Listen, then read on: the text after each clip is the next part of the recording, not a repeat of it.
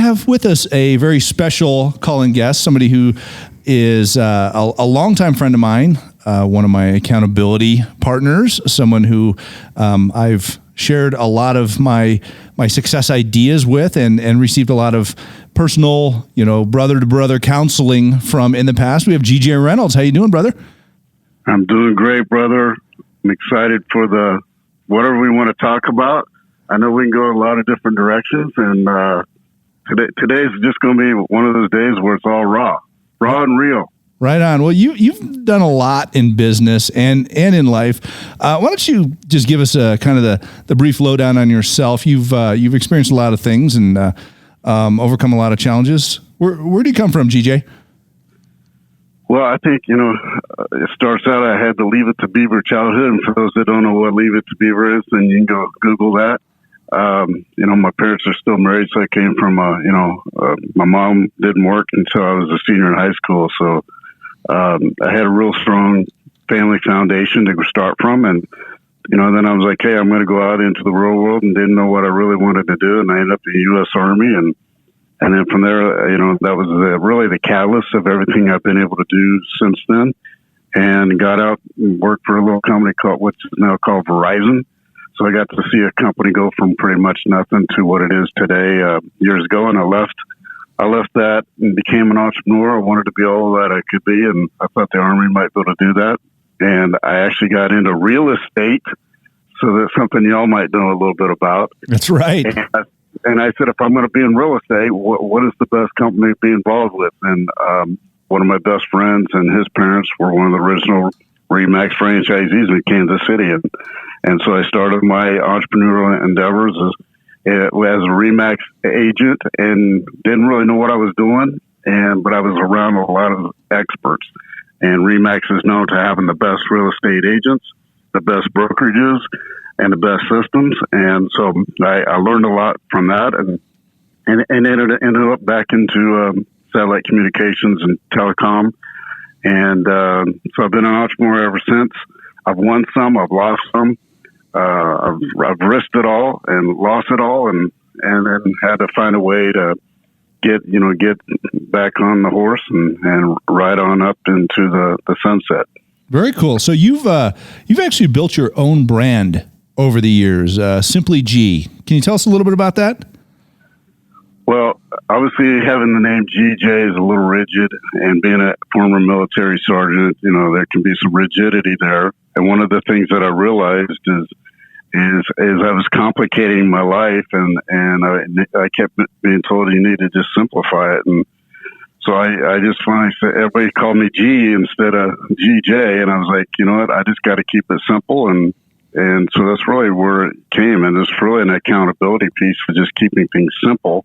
My wife says there's nothing simple about me. But what I've learned is the processes have to be simple, because if I can follow a simple process, I can teach a simple process, and people can implement a simple process. And that's really how it all came about. That's amazing. I mean, you actually took people literally when they said keep it simple, and you said, okay, Simply G. I love it. And when I first met you, you had we were in an accountability group, a mastermind together several years ago. We were actually accountability partners for quite a few years. Calling each other out on getting the things done that we need to get done. And you always had this really cool way of bringing it back to simplicity and focus. And asking the right questions. How do you attribute that culture of Simply G to focus? What comes to mind when we talk about that? Well, ironically, one of my top 5 strengths is focus, so I can actually hyper focus. And the balcony of that is I can be highly focused. The basement is I can be highly focused, and the world could be burning up around me. So I've had to learn how to be focused. And as an entrepreneur, you have to know where you're going. You don't necessarily have to know how to get there. You definitely have to know where you're going. You got to have that direction. And of course, you've been in the Marine Corps, me being in the Army, it's mission. There's the mission. We know that there's a lot of things that are going to happen, and it probably won't happen the way we think it's going to. And so you've got to be able to have that plan, and you've got to be able to have that focus. And So I think it comes back to, if you're unfocused, then you're off track, or you're going to be off track, or you're going to become complacent. And I think that's been one of the biggest challenges that I see with entrepreneurs, especially ones when they start having success. They become complacent. And for me, I've been one that's gotten complacent, and I had to refocus. I had to retool. I've had to reinvent myself, because of different directions. Economies change, the world changes. Obviously, social media changes every second, and so you have to constantly be willing to reinvent yourself. And the number one way is being focused on your purpose and being focused on where you're going. A couple of good nuggets in there. Some really good information for our listeners out there that are taking notes on this. I want to unpack a few of the things that you just threw at me here. One of which is you talked about whether or not you could be focused on the right things, and being hyper focused on the wrong things, I guess, also is one of the risks that you take when you start going down the wrong direction. How do you realize when you're too deep into it and you need to take a step back? Because so many people, they get lost in their direction. They get lost in what they're working on and don't realize that, hey, there's nobody here to slap me upside the head and say, hey, goofball, go try the other way. How do you realize that? You've kind of grabbed me by the shoulders in life and shaking me up and go, all right, focus on this. How do you recognize that? And, as a human being, and take the right direction to build upon your success? Well, that's a loaded question. There's several components, but going back to simplifying it, I believe it comes back to who are you surrounding yourself with. I know on some of your podcasts you've talked about who you surround yourself with and accountability, and are you an agent or are you a business, and so that's also a plug for the podcast. If you haven't listened to all the podcasts, you need to listen to them, because Mark and Adam do a great job. But going back to is having the right people around you, and I haven't always done that. I haven't always surrounded myself with the right people, and that's usually led down to being unfocused or leading down a path that was not successful or painful. However, there's learning lessons when this happens. So I think if you can learn from it and reapply it, there's a win there. And going back to starting with win, failure can be a win. But going back to the focus, what I have done is when I'm on my game, I have the right people around me, and I have people that offset what I'm not good at. And so if I am hyper-focused, I need some people sometimes that aren't so focused, but they understand the mission and the vision. They're bought into the mission and vision. They're bought into me. They're bought into, what we're doing as a whole, and they're bought into the purpose of the end game. And I think that's been probably the best thing, is having people around me. And then, we were accountability partners every Friday at 3 p.m. It was like clockwork. And sometimes there was accountability to talk about. And I knew you had to focus on, hey, I got to talk to GJ, and he's going to ask me what we talked about last week. And so it was and vice versa. So we had to have that unwritten accountability, like, hey, I don't want to let Adam down. I don't want to let GJ down.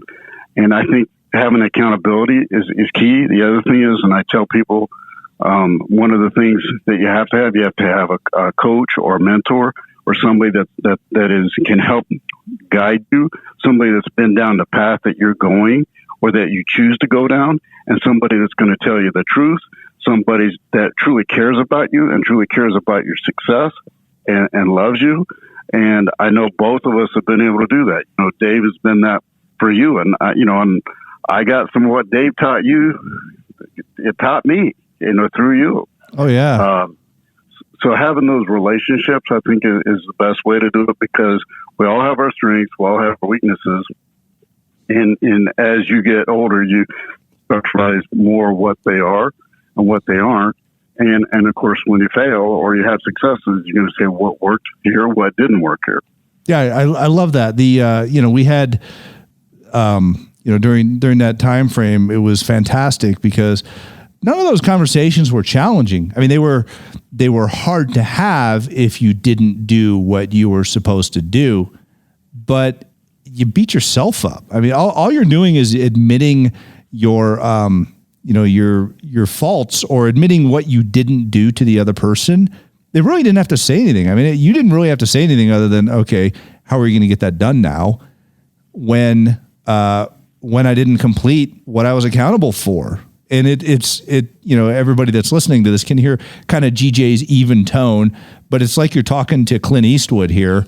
And, he's, you don't have to raise your voice, GJ, or say anything. I'm going, I didn't do it. And I'm thinking, man, I let my buddy down.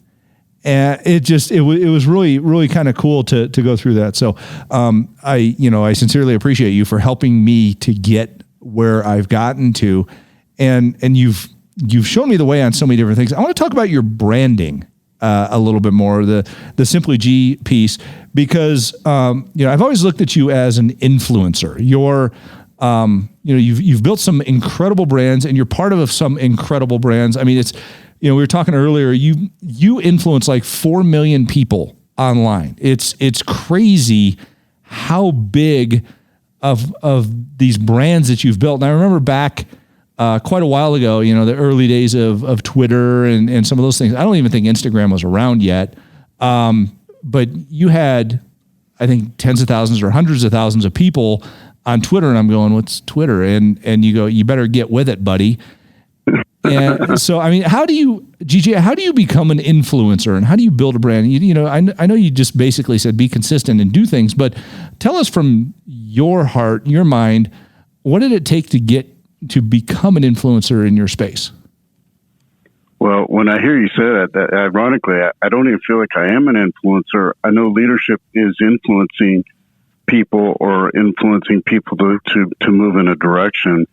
So I understand the influencing, but the ironic thing is I don't even look at myself as an influencer. I look at myself as somebody that chooses to have impact. And my whole life now, I chase the money, I chase the stuff, and it's okay to have money and it's okay to have nice stuff, but if that's your master, then that's going to be a challenge because it's never going to be fulfilling. And what I had to learn what fulfills me and what fulfills me most is when I see somebody that I can actually have a conversation with and be real with and see them apply that and they will have success. And I think that's one of the best things that I've seen with our relationship.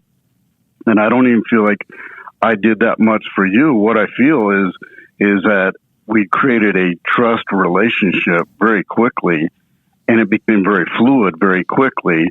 And it was all about choosing to help each other, go to the next step. And we've gone through a few steps together and we've gone a few steps backward together.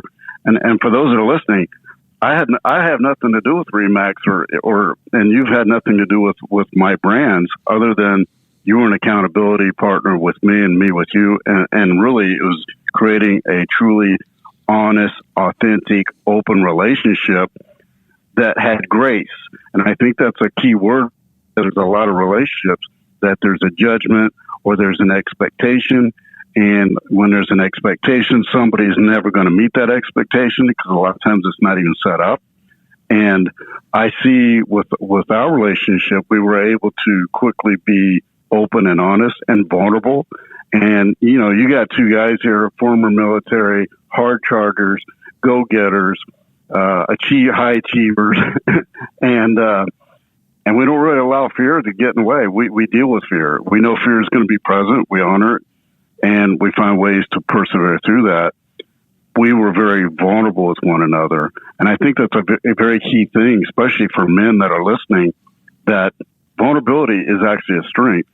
The key is having it with the right people in a non-judgmental setting. And when you have that, people can fall and they're willing to get back up. And, your relationship with Dave has been one of those relationships. And the things that I've seen Dave do with other people and the ability for him to truly care about who he is and what he's about and passionate about helping people. That's number one in his thought process. And through that, he built, one of the number one real estate company in the world. And so going back to your question, I just feel like being in a position of being able to surround yourself with authentic, caring people, then you're gonna create more wins than you do losses. I love that. I mean, I guess one of the biggest key takeaways that I take from how you've developed brands, how our relationship has developed is just, I guess if I was writing notes down for this particular episode of Start With a Win, it would be authenticity. And the authenticity builds those bridges, human to human, connects the head to the heart. And that's what builds these brands and cultures that everybody participates in life. The latest brand that you've jumped into, that you are, and when you do something, you completely immerse yourself in it. And they're amazing brands. You've been in the health industry, built an amazing brand in the health industry, been part of that. But the project that you've endeavored upon and really put your heart into is Women of Faith. And you've got, millions of people involved in this. It's just an incredible organization, it built an incredible culture there. What comes to mind when you think about how do I get into something like this and continue to help build upon something that's been started, but you see the opportunity to make even better? Well, going back to I'm going to answer two questions there. One is because you asked me about the influence, and to me it's all about the people.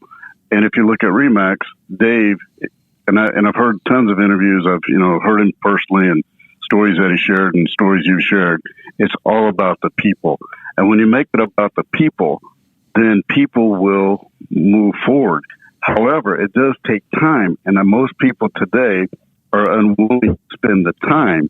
And so you have to say, what is most important? Well, if the people are number one, then that's a good place to start. And that's a good place to get a win. And no pun intended there. And then when you understand what people want and you continue to deliver that, people will move forward. They will move to you. And in today's society, people are looking for authenticity. People are looking for real. I mean, I've started to go and do in Instagram lives, and I was like, I want to look good. I want to make sure I say the right things. I don't stutter. I want to make sure my hair looks good. And for those that can't see me, I'm bald, so that's a joke. But it's just being real. And so when you're real with people and you're authentic with people and you show a commitment and caring for people, people will embrace that. And I feel like that's been one of my God-given gifts, is being able to connect with people. And the better that you do that, the more success you will have. And like I said, it does take time. You're not going to go from zero to hero overnight. And I know a lot of people are looking for that. In social media, you can get something to go viral, but what about the next post? It could be crickets. So it has to be consistent, and people are looking for that consistency, and people are looking for that genuineness. And I think anything that I've been a part of, if I've been able to, when I've won, that's been the catalyst for the success. When I haven't focused on that and keeping it number one, then I haven't had the kind of success. And in some cases, I'd say failures looking back. I love that. That's so fascinating. Just taking it back to the people. I'm sitting here I have a word cloud that's right next to me here in the studio. It talks about Remax, a business that builds businesses, but so much of this is impact lives, experience, community, things like that. It is about the people. And I love what you said. I mean, the key takeaway that I got from today is if you lose track of the component of why your business exists, and I don't care what business you're in, if you lose track of this component, your business will slip. And that component is the people. And that's just so many people with the technology today, with the one-click solutions, with an app for that, things like that. They forget about the fact that there's a person on the end of everything. And if you focus on the people, you're authentic. You work to connect with them heart to heart. it will bring your business back around. And you just got to stay after it and understand that you have to have some patience with it. But you're the perfect example of that. I mean, you've built so many amazing brands, and they're all about the people. So, I mean, thank you so much for sharing that. Well, thank you, and thanks for inspiring me. Now I feel like I got to win. Right on, GJ. All right, ladies and gentlemen, thank you so much for listening today. We are so blessed to have GJ Reynolds with us. Some amazing tips. Remember, authenticity, the people, bringing it back around to touching everybody's heart, to being a human being in your business. Some great takeaways. Thanks a lot, and don't forget, start with a win.